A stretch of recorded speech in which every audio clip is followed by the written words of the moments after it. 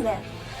Episode pertama dibuka dengan Eikichi yang kembali dipanggil oleh direktur sekolah Meizu, yaitu Bu Sakurai. Dia memanggilnya kembali, bukan memintanya untuk mengatasi para murid bermasalah, melainkan dia ingin Eikichi membawa pelajaran yang baik kepada muridnya dan juga rekan kerjanya yang lain. Namun untuk sekarang, Bu Sakurai tidak menempatkan Eikichi untuk menjadi guru, melainkan dia akan menjadi asisten guru. Kenapa demikian? Dikarenakan Eikichi bisa belajar menjadi guru seperti yang lain, mengingat metode dari Eikichi cenderung lebih ekstrim. Bersingkat lagi, saat Eikichi memulai menjadi asisten guru di hari pertamanya, yang mana dia ditempatkan menjadi rekan dari guru yang bernama Honami. Tak lama kemudian, Bu Honami menjelaskan kelas mereka dan menunjukkan peraturan di sekolah ini.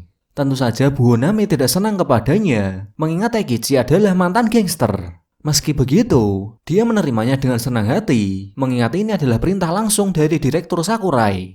Lalu berlanjut pada saat jam pelajaran, dengan pedenya Eikichi pun mengenalkan dirinya dan memberitahu kalau ia memiliki metode yang ekstrim daripada guru yang lainnya. Untuk itu, Eikichi meminta semua siswa untuk bersiap-siap, mengingat ia bisa melakukan apa yang ia mau untuk mengubah mereka. Bahkan jika dia harus melanggar peraturan, ia tetap akan menerobos hal itu. Pada hari pertamanya itu, Eikichi dikejutkan dengan satu hal lagi, bahwa dikatakan kalau gurunya dulu sewaktu SMA, yaitu Pak Fuji, menjadi tukang kebun di sini. Entah kenapa di saat ada Pak Fuji, Eikichi menjadi ketakutan. Dan ternyata alasannya dulu, Pak Fuji adalah orang yang mengubahnya dari Eikichi versi gangster menjadi seperti ini. Selain itu juga, Pak Fuji juga memberikan tempat di mana Eikichi akan tinggal. Tepatnya dia akan tinggal di sekolah ini, yakni di gudang.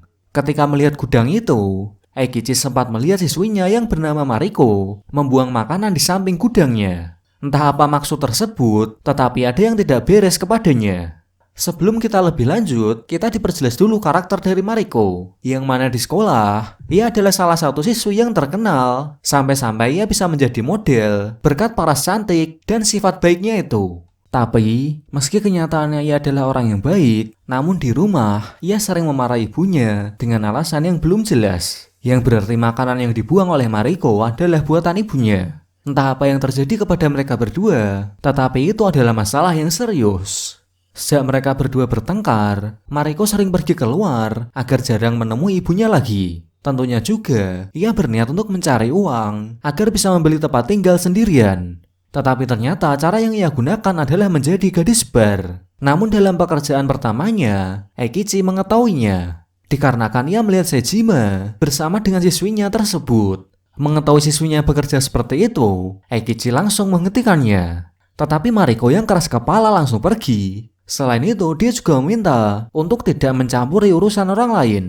Di sini kita akan kembali ditunjukkan sifat buruk dari Mariko, yang mana untuk mencegah orang lain mengetahui dia bekerja di klub malam, ia pun beberapa kali menutupi identitasnya dengan mengedit fotonya saat bekerja di sana. Jadi dengan itu bukan dia yang terkena masalah, melainkan orang yang ada di foto itu. Namun kenyataannya tidak seperti yang dia bayangkan, dikarenakan tiba-tiba ada foto tersebar mengenai Mariko dan Eikichi yang berada di sebuah klub malam.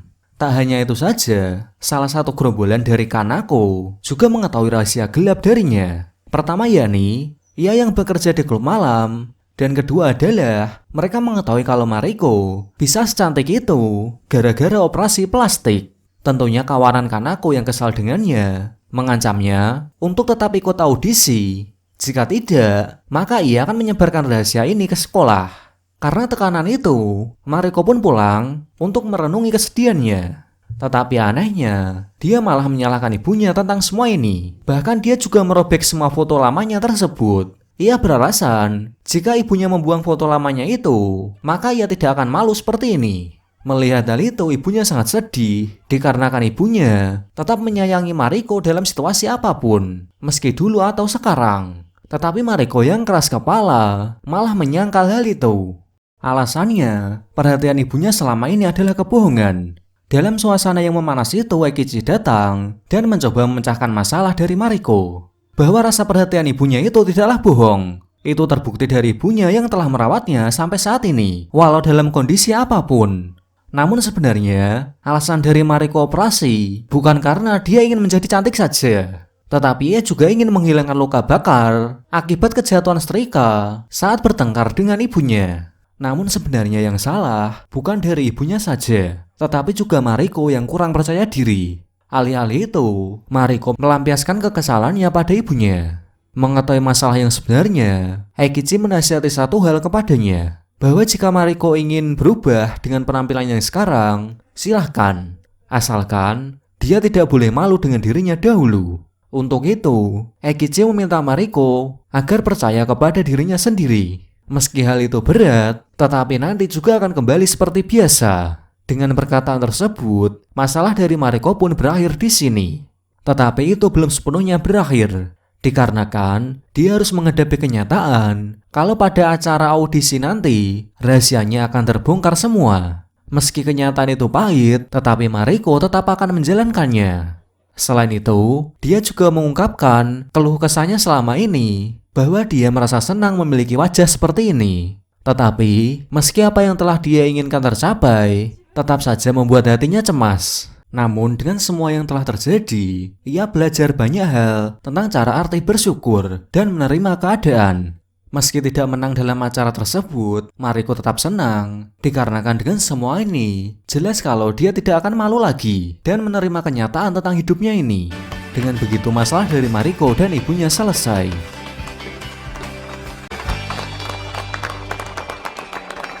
Dan episode kedua, masalah datang dari salah satu siswa yang bernama Usami. Disebutkan dalam ceritanya, Usami ini memiliki gangguan mental, tepatnya mirip penyakit autis, yang mana dia tidak bisa mengontrol emosinya. Dengan hal itu, kedua orang tuanya mau memindahkan Usami agar teman maupun sekolah tidak terluka akibat Usami yang mengamuk. Tetapi dalam sisi Eikichi yang tahu kabar itu, meminta ayah Usami untuk berpikir ulang. Namun ayahnya tetap akan memindahkannya. Ia beralasan kalau hal itu terbaik kepada anaknya. Pada waktu yang sama pula ada kabar kalau Usami mengamuk dan mau melukai salah satu siswa yang mengganggunya. Namun beruntungnya hal itu tidak terjadi ketika Eikichi datang dan menghentikan mereka. Ternyata alasan dari Usami mengamuk tadi, ia tidak terima dengan keputusan ayahnya yang mau memindahkannya. Namun dalam sisi ayahnya semakin yakin akan keputusannya. Di rumah terjadi perdebatan besar antara ibu Usami dan ayahnya, yang mana ayahnya akan segera memindahkan Usami, sedangkan ibunya menolak keputusannya itu. Dengan perbedaan pendapat itu, membuat suasana keluarga tersebut menjadi suram. Tapi akhirnya ayahnya mau mengalah dan menunggu beberapa waktu agar ibu Usami bisa mengajari sedikit demi sedikit agar Usami bisa menjadi manusia normal. Yang berarti ibunya masih percaya kepada Usami kalau dia bisa menjadi manusia normal. Namun kenyataan yang tidak bisa berubah secepat itu. Atas hal itu, ibunya juga sempat ingin memindahkannya, mengingat ia tidak tahu lagi bagaimana cara agar Usami bisa menjadi manusia normal. Sedangkan Eikichi yang tahu masalah tersebut, dia beberapa kali menyempatkan diri untuk membuat Usami tertawa. Selanjutnya Eikichi yang tahu untuk mengatasi hal itu, membawanya pergi ke suatu tempat bertujuan agar Usami bisa melampiaskan kekesalannya. Pada waktu yang sama pula, kita diungkapkan kalau ternyata Usami memiliki cita-cita menjadi dokter. Alasan darinya cukup hebat, yang mana ia ingin menyembuhkan penyakit asma dari ibunya. Dari sini kita bisa melihat kalau meski Usami tidak bisa mengontrol emosinya, ia tahu persis keadaan keluarganya, bahwa mereka mau memindahkannya untuk kebahagiaannya sendiri. Tetapi ia tidak mau pergi dari sekolah itu. Dia beralasan, meski di sekolah manapun, ia akan tetap sama mengkhawatirkan keluarganya. Yang berarti tujuannya sekarang ialah ingin berusaha keras untuk membuktikan kepada orang tuanya kalau dia sudah bisa berjalan sendiri. Yakni ia menunggu kesempatan pada olahraga maraton yang akan diadakan minggu depan. Jika dirinya berhasil melewati itu, maka ia bisa membuktikan kalau ia bisa hidup sendiri. Mengetahui hal tersebut, Eikichi sangat senang dikarenakan ia memiliki murid yang hebat sepertinya. Alhasil sejak keputusan itu, Eikichi dan Bu Honami mau membantunya agar bisa melewati maraton dan mencapai garis finish. Mengingat pada pertandingan sebelumnya, dia selalu tersesat dan itu sudah pasti dikarenakan ia mengalami gangguan mental yang membuat ia tidak fokus pada satu hal. Pada awalnya, sekolah menolak untuk mengikut sertakan Usami. Tetapi dengan bantuan dari Eikichi, akhirnya Usami bisa ikut dalam pertandingan tersebut untuk membuktikan kepada keluarganya. Singkatnya, Usami berusaha keras untuk mencapai garis finish, meski hal itu sangat berat untuk orang sepertinya. Ia akan berusaha sampai titik terakhir, hingga akhirnya ia pun bisa mencapai titik finish. Dalam sisi keluarganya pun yang melihatnya juga sangat senang, dan mereka sangat terharu. Dari situ juga, ayahnya mulai percaya kepada usaha Usami, kalau dia sendiri sudah bisa hidup dengan mandiri. Hal itu pun menandai akhir dari episode kedua. Dan pada episode ketiga, timbul masalah asmara antara Hiro dan Satsuki. Dikatakan hubungan mereka renggang ketika Satsuki terpikat oleh lelaki lain. Tentunya Hiro yang tidak terima dirinya diputuskan secara sepihak, dia pun marah kepadanya. Namun dia juga tidak bisa berbuat apa-apa.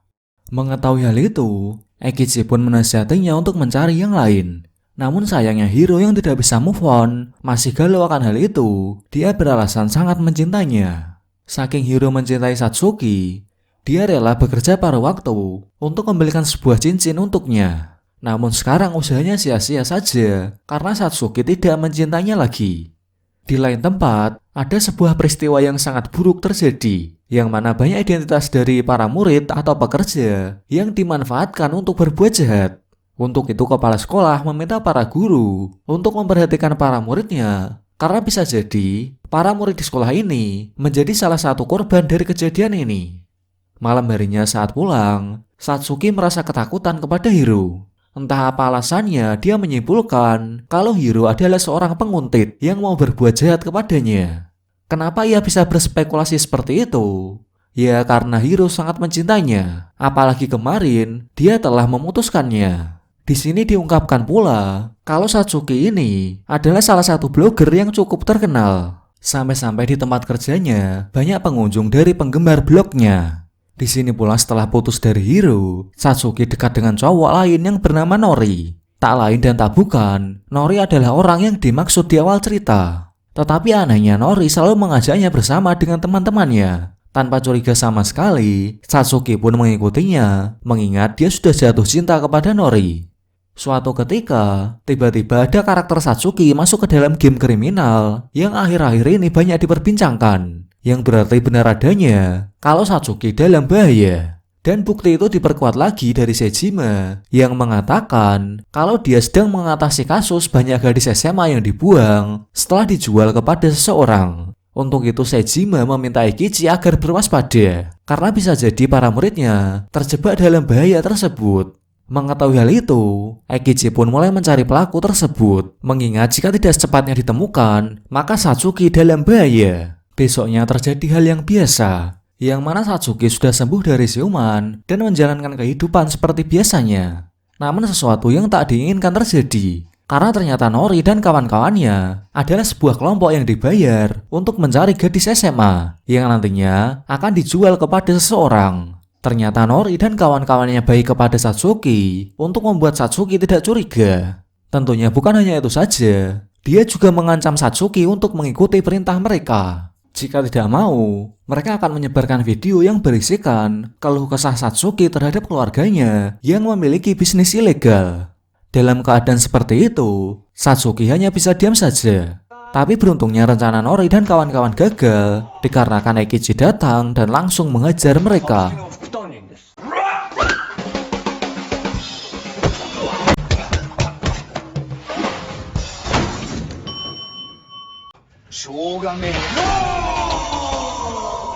Dengan hal itu Satsuki bisa selamat dari kejadian ini. Sementara Nori dan kawan-kawan akan dibawa polisi untuk mempertanggungjawabkan masalah yang mereka buat.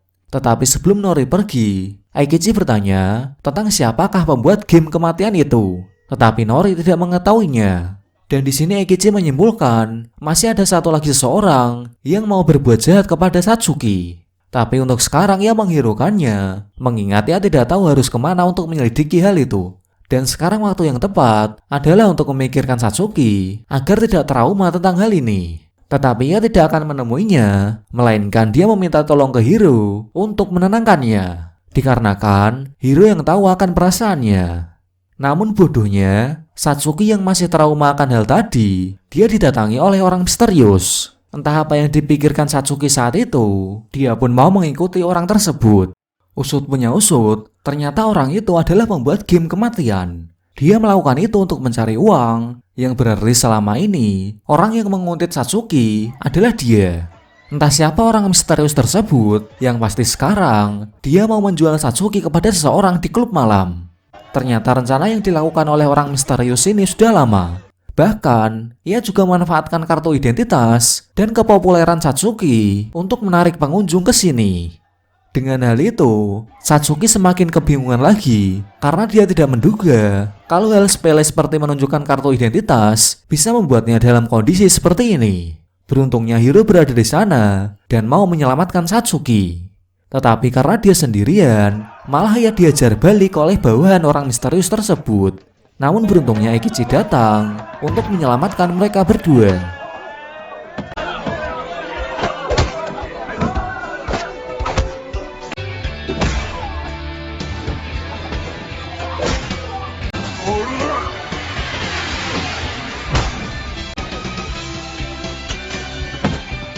Singkat cerita, Eikichi bisa menyelamatkan Hiro dan Satsuki. Dengan hal itu akhirnya Satsuki sadar akan kesalahannya. Selain itu, ia juga berterima kasih kepada Eikichi dan Hiro. Jika tidak ada mereka, dirinya tidak akan tahu menjadi apa. Episode 3 pun diakhiri dengan Satsuki yang mulai dekat kembali dengan Hiro. Masih berlanjut di masalah yang terjadi pada salah satu siswa, tepatnya siswa itu bernama Kiritani. Yang mana masalahnya adalah, meski dia memiliki bakat bermain basket, tetapi entah mengapa, tiba-tiba dia keluar dari klub basket. Padahal sebelumnya dia adalah salah satu andalan dari klub itu, bersama dengan Serizawa. Entah kenapa dia keluar, yang pasti teman-temannya juga tidak bisa membawanya kembali. Suatu ketika, setelah keluar dari klub tersebut, entah apa yang ada di pikirannya, Kiritani malah bergabung dengan klub gangster. Sejak saat itulah, teman-temannya termasuk Serizawa menjauhinya dengan alasan jika bersama Kiritani pasti akan mendapatkan masalah.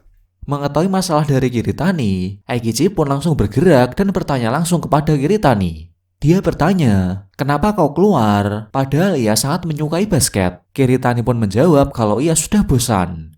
Dengan hal itu, Eikichi pun hanya bisa diam dan menunggu kesempatan lain untuk berbicara dengannya.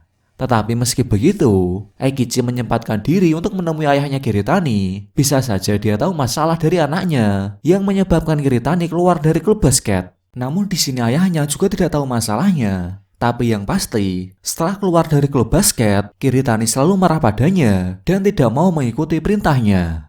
Di tengah pembicaraan itu tak terduganya, ayahnya mendapatkan telepon kalau Kiritani telah berada di kantor polisi. Mereka pun bergegas ke sana, dan ternyata dia bisa berada di sana karena telah berkelahi dengan seseorang. Tentu saja perbuatan Kiritani itu membuat ayahnya marah, dikarenakan dia membesarkannya bukan untuk menjadi preman. Namun Kiritani membalik perkataan itu, kalau dia bukanlah ayahnya. Kiritani mengetahui beberapa hari yang lalu, dia telah menemukan surat adopsi khusus di meja ayahnya. Tak hanya itu saja, ternyata dulu Kiritani bermain basket hanya untuk ayahnya. Tapi sekarang karena tahu kebenarannya, dia pun berhenti bermain basket, beralasan ternyata ayahnya bukanlah ayah kandung.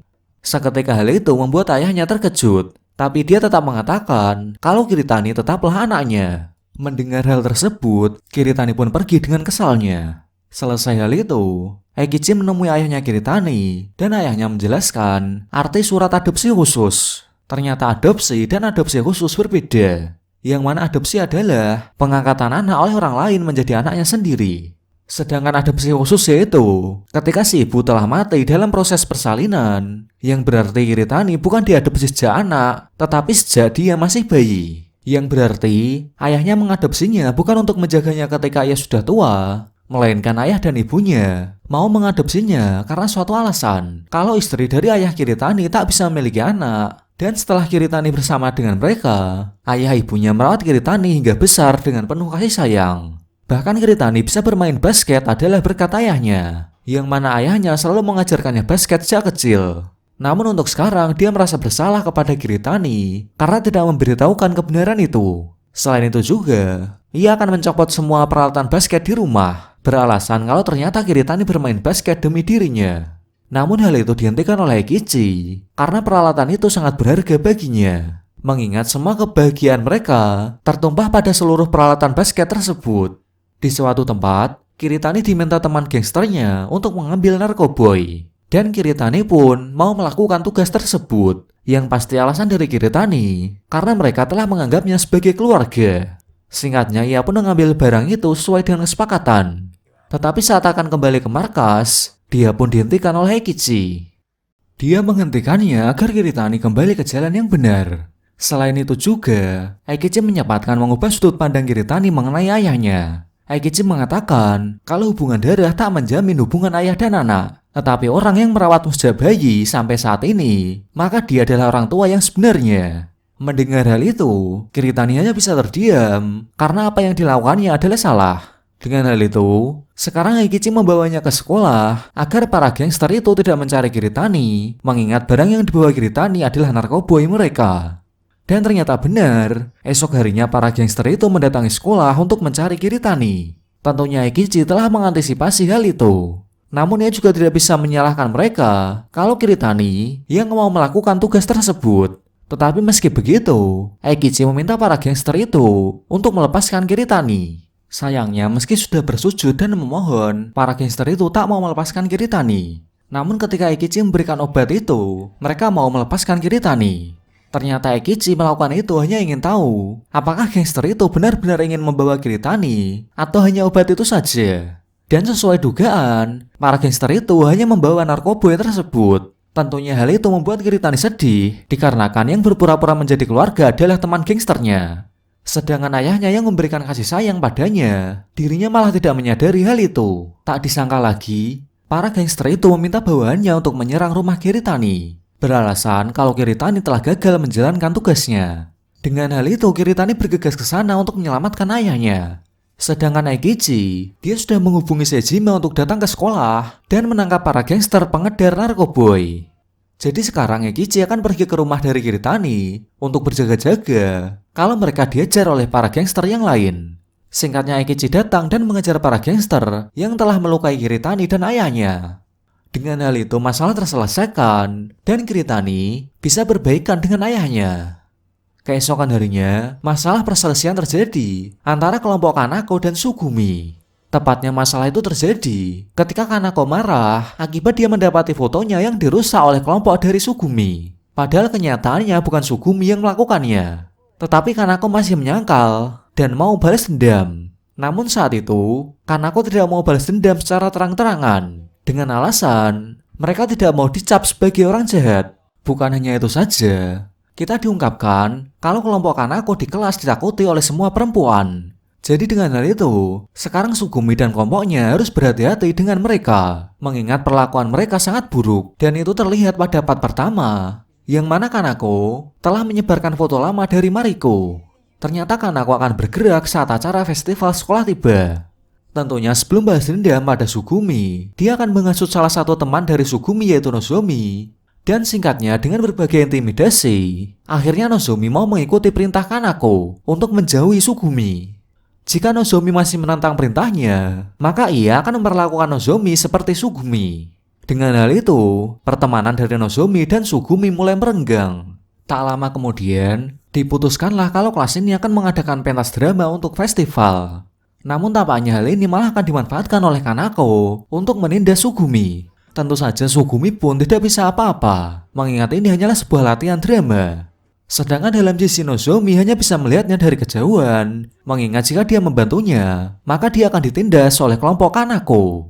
Dan saat Sugumi ditindas, yang lain hanya bisa dia melihatnya. Melihat Kanako dan kelompoknya adalah orang yang buruk. Namun keesokan harinya, ada salah satu siswa yang melaporkan kejadian itu. Dia adalah Ayuna. Namun perkataannya tidak ditanggapi oleh para guru. Beralasan jika itu adalah penindasan, kenapa Sugumi tidak melaporkannya? Besoknya dalam latihan yang berlangsung, Kanako melancarkan aksinya lagi. Yang mana Kanako akan memaksa Sugumi untuk berciuman dengan salah satu pemeran laki-laki. Awalnya dia tidak mau melakukannya, tapi akhirnya dia mau melakukannya. Dikarenakan telah diancam akan ditindas lebih parah lagi. Beruntungnya hal itu tidak terjadi ketika Eikichi menghentikan latihan ini. Dengan hal itu Eikichi semakin yakin kalau Sugumi benar-benar ditindas.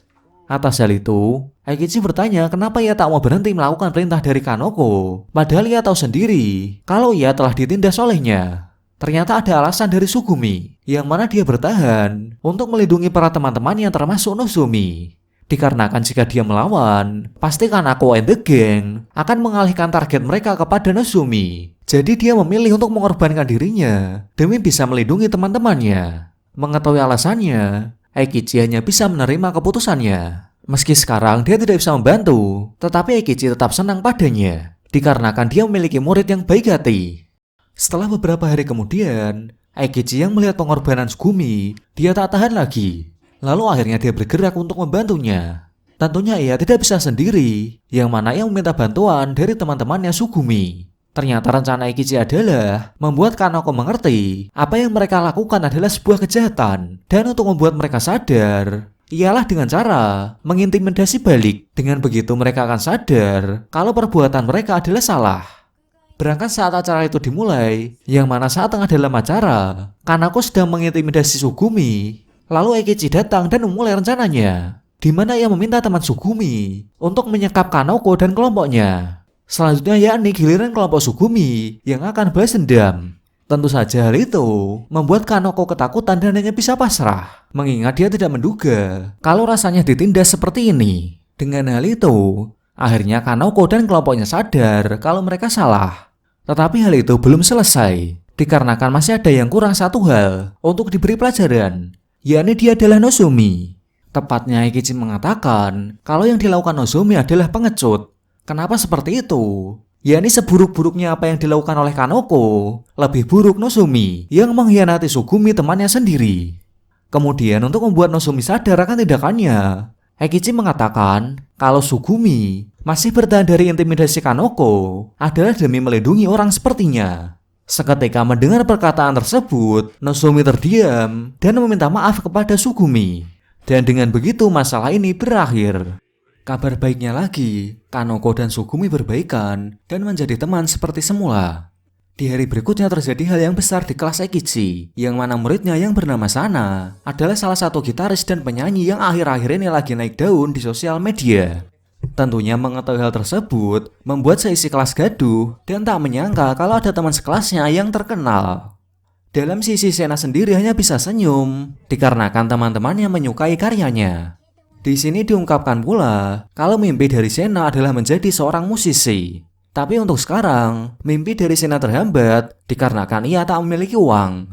Apalagi ia bekerja paruh waktu untuk membiayai kebutuhan keluarganya. Jadi dengan itu, Sena tidak bisa berlatih untuk menjadi musisi yang hebat. Tahu kenyataan tersebut, teman-temannya akan membantu Sena. Yakni mereka semua akan membantu Sena agar bisa menjadi seorang musisi yang baik. Apalagi mereka juga mengikut sertakan Sena dalam audisi dengan videonya yang lagi naik daun kemarin. Tak terduganya, Sena berhasil lolos tahap pertama. Sena pun sangat senang, apalagi teman-temannya juga membantu untuk menggapai mimpinya. Dengan hal itu, Sena semakin yakin kalau ia bisa menggapai mimpinya menjadi seorang musisi. Tiap hari pun ia berusaha keras untuk berlatih agar lolos audisi berikutnya. Akan tetapi ada masalah lain, yakni ibunya tidak mendukungnya. Ia beralasan kalau dari mimpi Sena itu hanyalah sia-sia, mengingat dulu ayahnya juga seperti itu. Yang berarti ibunya tidak ingin mendapatkan anaknya bernasib sama seperti ayahnya dan berakhir dengan menyedihkan. Meski perkataan ibunya realistis, tapi Sena tetap akan berada di jalannya. Dengan alasan jika dia berhasil, ia bukan hanya bisa menggapai mimpinya saja, tetapi ia juga bisa mendapatkan uang yang banyak agar tidak menjalani kehidupan yang sesulit ini. Namun suatu ketika ada masalah lagi, yakni pengumuman audisi kedua belum keluar. Tak hanya itu saja, tiba-tiba besoknya gitarnya Sena hancur dan dibuang di tempat sampah. Tentu saja itu adalah ulah dari ibunya. Tak diduganya lagi, ternyata surat pengumuman itu sudah keluar. Tetapi surat itu telah disobek oleh ibunya. Jelas saja ibunya melakukan hal ini untuk menghentikannya agar tidak sia-sia. Mengetahui hal itu, Sena sangat marah dan langsung pergi dikarenakan ibunya keterlaluan padanya. Sejak saat itu, Sena pun sangat membenci ibunya, bahkan tak peduli lagi dengan ibunya. Sekarang ia hanya fokus untuk menggapai mimpinya agar bisa menghidupi para adik-adiknya. Singkat cerita, babak ketiga audisi telah dimulai. Namun sebelum itu ada kabar tak terduga kalau ibu Sena telah masuk ke rumah sakit akibat kelelahan. Namun Sena yang kesal pada ibunya tak ingin menjenguknya sama sekali. Bahkan ia lebih memilih untuk audisi terlebih dahulu, lalu kemudian baru menjenguk ibunya. Tetapi Eikichi tidak membawanya ke tempat audisi, melainkan ke rumah sakit untuk bertemu ibunya. Eikichi ingin Sena tahu mengenai perasaan ibunya sekarang. Ternyata ibu dari Sena kelelahan, dikarenakan dia telah bekerja keras untuk memperbaiki gitar yang telah dia rusak. Kenapa ibunya berubah pikiran dan mau membantunya? Dikarenakan sebelumnya saat menghancurkan gitar tersebut, ia baru menyadari kalau Sena tidak main-main dengan impiannya.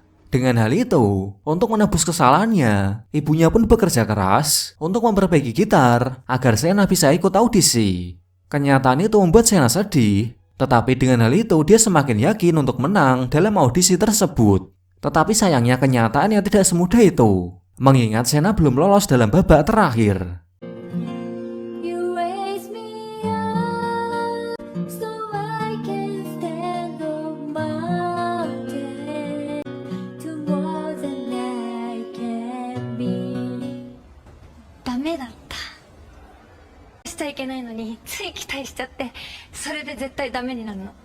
Bahkan dia sempat menyerah untuk mewujudkan mimpinya. Tetapi hal itu tidak terjadi ketika Eikichi memberinya saran bahwa tiada kesuksesan tanpa ada kegagalan, yang berarti dia meminta Sena untuk berusaha sekali lagi mewujudkan mimpinya. Mengetahui hal tersebut pun, Sena yang awalnya suram kembali bersemangat kembali, lantaran ia percaya kalau suatu saat nanti dia bisa mewujudkan mimpi besar itu dan mengubah kondisi sulit ini. Oke, sekian pembahasan part kali ini. Dan di part selanjutnya masalah akan semakin rumit karena salah satu murid Eikichi yang bernama Ayuna telah hamil. Part ini akan dibuka dengan kegelisahan Kusugi yang akhir-akhir ini dia bingung mengenai masalah Ayuna yang hamil. Apalagi semenjak Ayuna memberitahukan hal itu, dia tampak menjauhinya. Sejak itu terjadi, Kusugi dilanda banyak masalah. Apalagi dalam masalah yang merepotkan itu, dia melampiaskan kemarahannya pada Bu Honami yang khawatir kepadanya. Di mana saat itu Kusugi malah memarahi kalau Bu Honami hanya pura-pura khawatir. Sebenarnya dia melakukan hal itu hanya untuk pekerjaannya sebagai guru. Mendengar hal itu, Bu Honami merasa sedih. Apalagi dia mendapatkan beberapa rumor kalau muridnya tidak suka padanya. Tentu saja hal itu membuat dirinya merasa sangat sedih. Dikarenakan ia sudah berusaha keras untuk menjadi seperti Eikichi. Tetapi sesaat dia mendekatkan diri kepada muridnya, mereka tidak mau menerimanya. Dalam kesedihan itu, Bu Honami yang tidak bisa berbuat apapun curhat kepada Eikichi kenapa ia dibenci muridnya terutama Kusugi.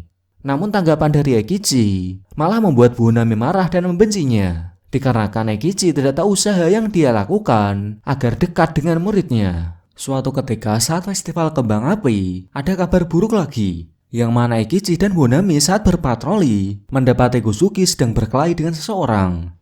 Ternyata kronologinya dimulai dari Kusugi, yang mana dia dilanda banyak masalah, bukan meminta maaf atas kesalahannya, malah dia menantang mereka. Tentu saja dengan hal itu, dia yang sendirian langsung dikeroyok sampai babak belur. Setelahnya Bu Honami pun bertanya ada masalah apa sampai Kusugi berkelahi. Namun Kusugi yang sedang stres malah bilang untuk jangan berpura-pura baik di hadapannya, karena dia tahu kalau Bu Honami khawatir karena terpaksa akan pekerjaannya. Perkataan itu membuat Bu Honami sedih, padahal ia sudah berusaha dengan baik untuk membantunya. Lalu besok harinya, Dewan Kota yang bernama Kyuchi datang ke sekolah Eikichi. Ternyata urusannya kesini adalah meminta kepala sekolah untuk menghukum Kusugi atas perbuatannya yang mengejar anaknya. Tentunya kepala sekolah yang mendengar hal itu berniat untuk mengeluarkan Kusugi. Jika tidak, maka sekolah akan mendapatkan reputasi yang buruk. Dalam sisi Bu Honami hanya bisa menerima keputusan itu dikarenakan dia tidak bisa berbuat apa-apa lagi. Tetapi Eikichi tidak menerima keputusan Bu Honami yang setuju dengan hukuman Kusugi. Eikichi yakin pasti ada alasan lain kenapa Kusugi berbuat seperti itu. Namun Bu Honami menyangkalnya kalau itu adalah kenyataan, lantaran dirinya tidak memiliki bukti kalau Kusugi tidak bersalah. Dalam keputusasaan itu, Pak Fuji selaku mantan guru dari Eikichi menasihatinya kalau Eikichi dulu bisa seperti ini karena temannya meminta untuk menjadi guru yang tidak meninggalkan muridnya apapun yang terjadi. Perkataan itu membuat Bu Honami sadar dan meminta bantuan kepada Eikichi untuk membantunya mencari tahu bukti kalau Kusugi tidak bersalah.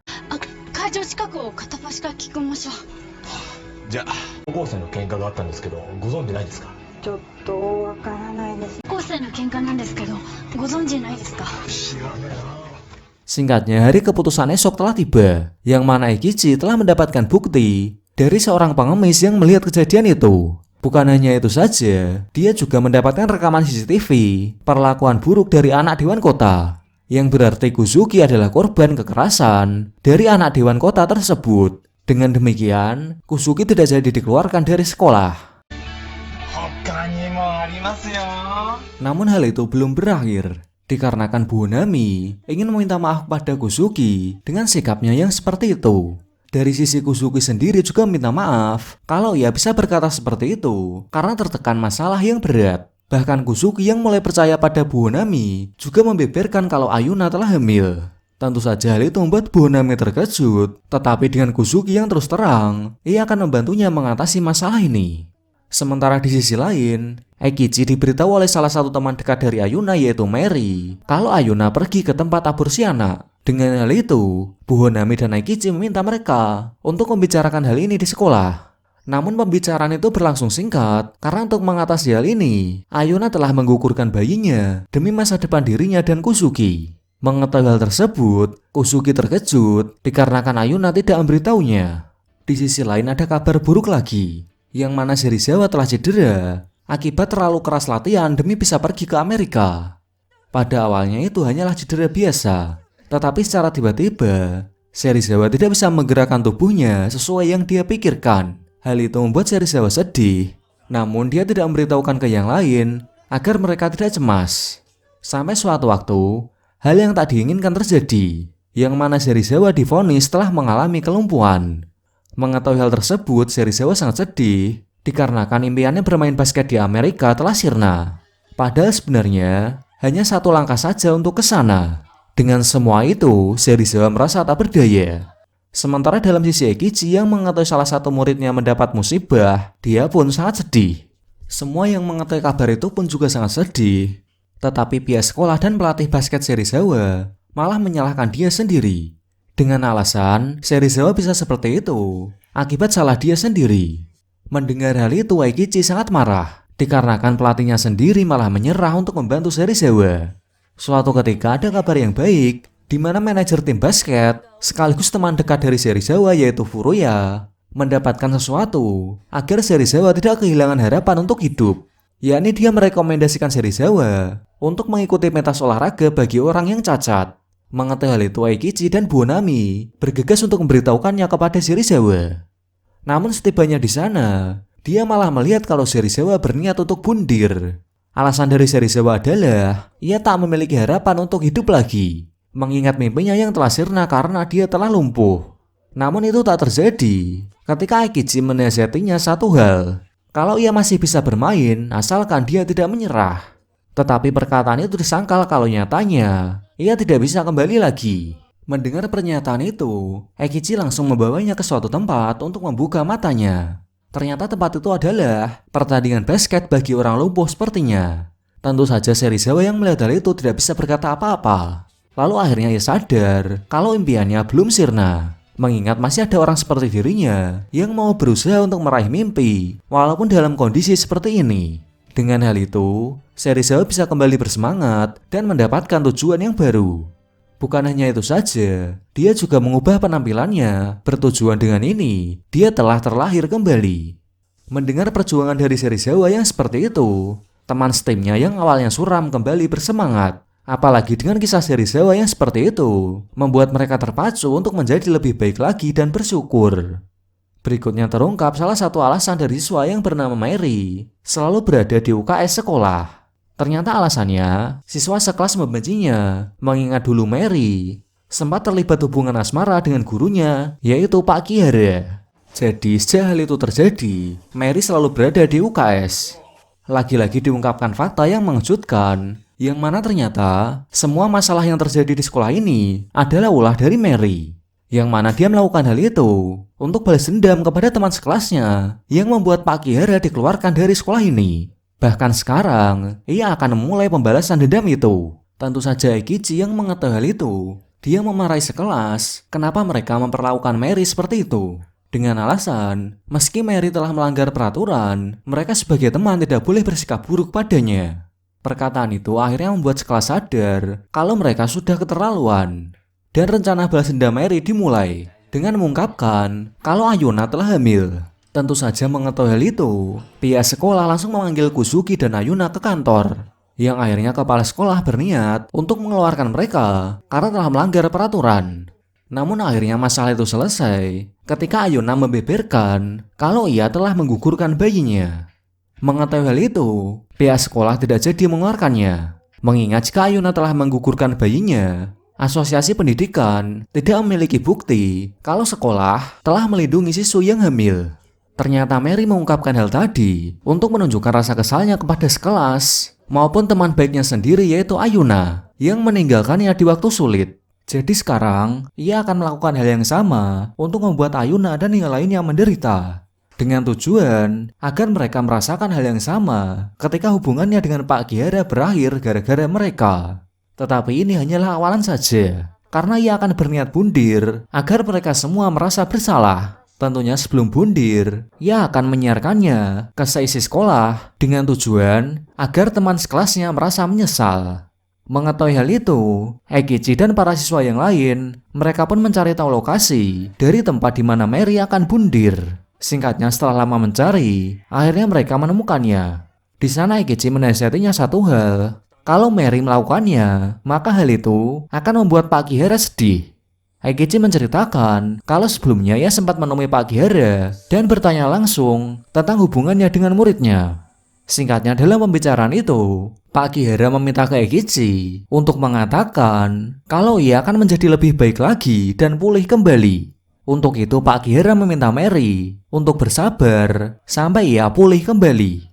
Disebutkan ternyata Pak Kihara keluar bukan karena dikeluarkan, tetapi dia tidak kuat dengan cemoohan dari para siswa dan tekanan dari para guru yang menyudutkannya. Jadi sekarang, ia akan menguatkan mentalnya agar bisa kembali seperti dulu. Mengetahui perkataan itu, Mary pun tidak jadi bundir. Lantaran ia telah salah paham kalau Pak Kihara keluar bukan karena teman sekelasnya. Dengan hal itu masalah pun selesai, yang mana ia pun akan menunggu Pak Kihara sampai ia kembali normal. Dan Mary akan belajar dengan giat agar segera bisa lulus dan bisa bersama dengan Pak Kihara. Namun di akhir film, terlihat ada seorang preman misterius yang mengincar Eikichi. Siapakah preman misterius tersebut? Kita akan tahu di part terakhir. Kali ini kita akan diperlihatkan kalau Bu Honami sedang mengunjungi makam dari kakaknya yang bernama Sawamura.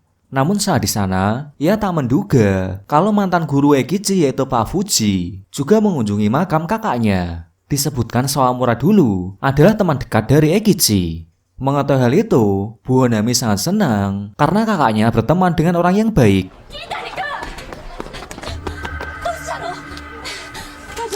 Suatu hari terjadi penyerangan terhadap para siswa SMA Shonan.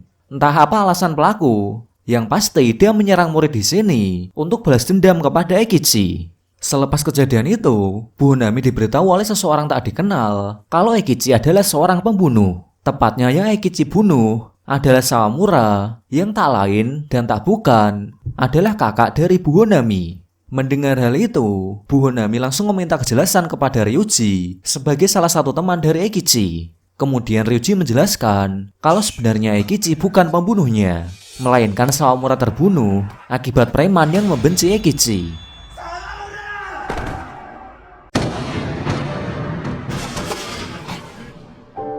Mengetahui hal itu, Bu Honami sangat sedih mengingat kakaknya yang berharga mati akibat Eikichi.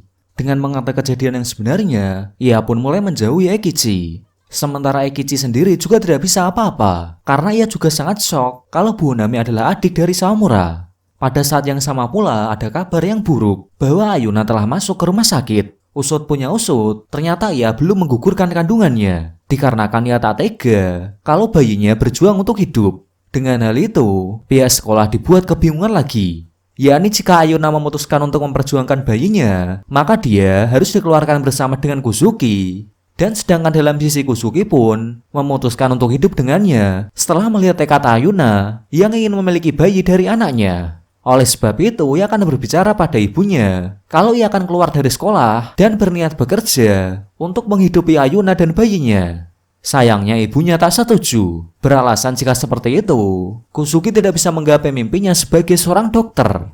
Meski ibunya tak merestuinya, ia akan tetap pergi, mengingat ia memiliki tanggung jawab untuk Ayuna. Di malam harinya, Sejima membawa kabar buruk kembali, bahwa musuh besar dari Eikichi di masa lalu, yaitu Takizawa telah keluar dari penjara. Dari situ pula Eikichi mulai menyadari kalau orang yang menyerang siswanya adalah dia.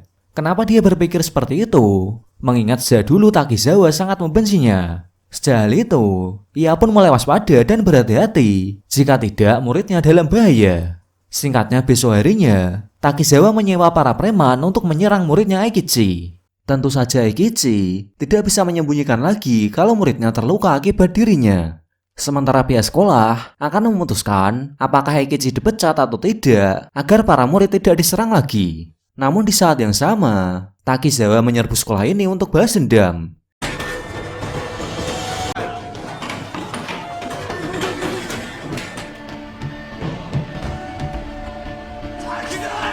Tentu saja hal itu membuat keributan yang besar. Dan mengetahui hal itu, Eikichi bergegas ke sana untuk menyelamatkan para muridnya. Bahkan Eikichi meminta Takizawa untuk membunuhnya saja, asalkan dia tidak melukai muridnya. Benar saja, Takizawa yang kesal meminta Eikichi untuk menikam dirinya sendiri. Tanpa basa-basi, Eikichi melakukan sesuai perkataannya. Tetapi ternyata Takizawa tidak menepati janjinya. Atas hal itu, Eikichi yang murka, dia langsung menghajar mereka satu persatu.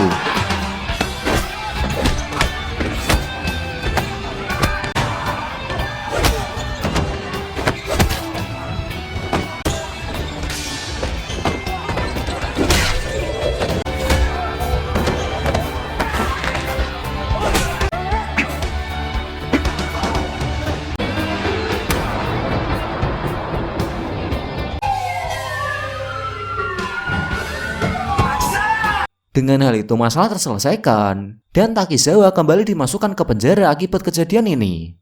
Seusai kejadian itu, Buonami meminta maaf kepada Eikichi karena telah salah paham mengenai kematian kakaknya.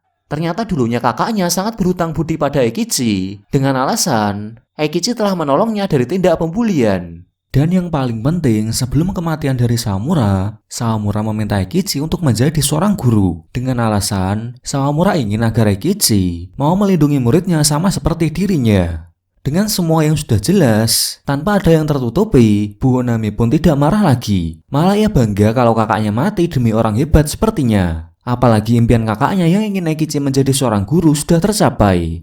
Berlanjut pada Ayuna yang kembali bersekolah. Sesaat itu juga ia yakin kalau akan mempertahankan bayinya. Bahkan sekarang, ia akan mengundurkan diri dari sekolah untuk membesarkan bayinya. Sedangkan di sisi lain, Kusugi yang mengetahui kalau Ayuna sudah sembuh sangat senang. Bahkan sekarang, ia berniat untuk mempertaruhkan semua hidupnya demi Ayuna. Tetapi saat itu Ayuna malah menghiraukannya dan pergi. Entah apa alasannya, yang pasti ada masalah yang tak beres. Dan ternyata usut punya usut, sebelumnya ibu Kusugi sudah menemuinya. Yang mana ibu Kusugi memberikannya uang asalkan Ayuna mau menggugurkannya. Alasannya ibu Kusugi tidak mau anaknya tidak memiliki masa depan akibat hal ini. Namun saat itu Ayuna menolak karena ia ingin melahirkan bayinya. Bahkan ia menolak uang tersebut dan malah meminta ibu Kusugi untuk tidak khawatir. Dikarenakan ia tak akan memaksa Kusugi untuk mengakui kalau ini adalah anaknya. Ternyata alasan dari Ayuna menjauhi Kusugi adalah ia ingin agar Kusugi tidak terjebak dalam masalah ini dan bisa memiliki masa depan yang cerah. Dalam masalah yang lagi rumit-rumitnya timbul masalah lagi, yakni asosiasi sekolah telah mengetahui kalau SMA Shonan melindungi siswi yang hamil.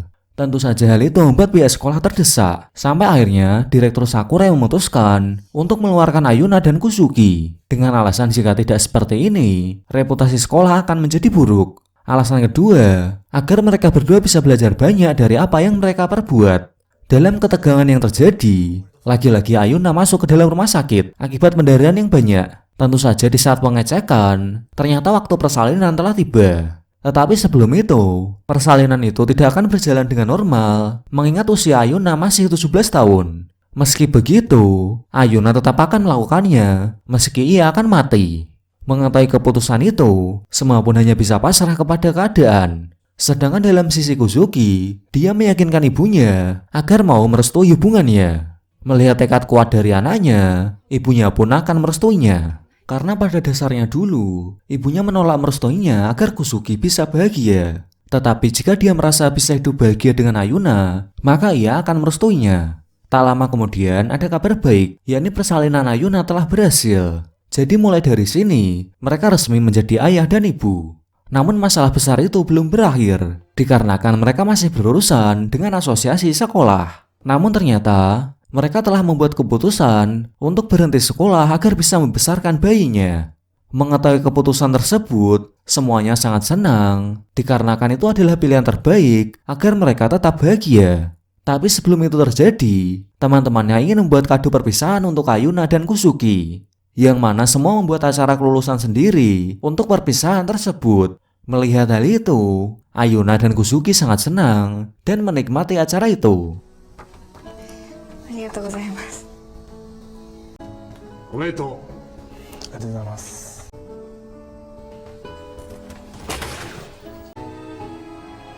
今までありがとう。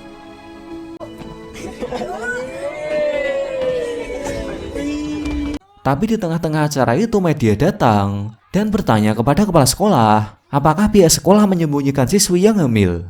Dalam keadaan seperti itu, wakil kepala sekolah mengatakan kalau murid tersebut telah dikeluarkan. Padahal kenyataannya, Ayuna dan Kusugi belum keluar. Melihat hal itu, Eikichi tidak terima dan membantingnya.